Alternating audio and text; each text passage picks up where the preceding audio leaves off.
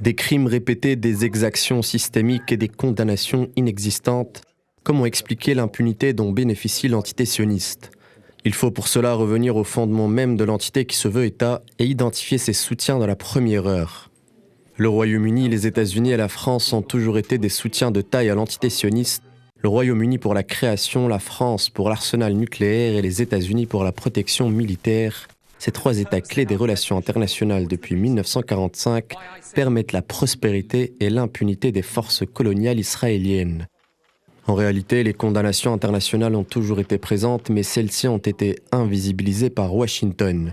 Depuis 40 ans, les États-Unis se sont religieusement opposés à chaque résolution des Nations Unies visant à condamner les exactions sionistes, mis à part la résolution 2334 en fin de mandat de Barack Obama. Celle-ci stipule la création par Israël de colonies de peuplement dans le territoire palestinien occupé depuis 1967, y compris Jérusalem-Est, n'a aucun fondement en droit et constitue une violation flagrante du droit international. La résolution est votée à 14 voix contre une abstention, celle des États-Unis.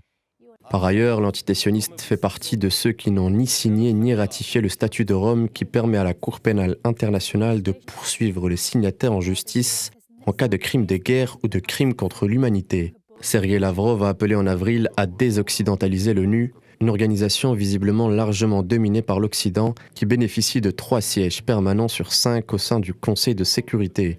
Au final, au lieu de poser la question de savoir pourquoi l'entité bénéficie d'une telle impunité, il serait plus adéquat de se demander pourquoi s'attendre à une neutralité de la part de l'Occident, chose qu'il ne peut intrinsèquement pas produire.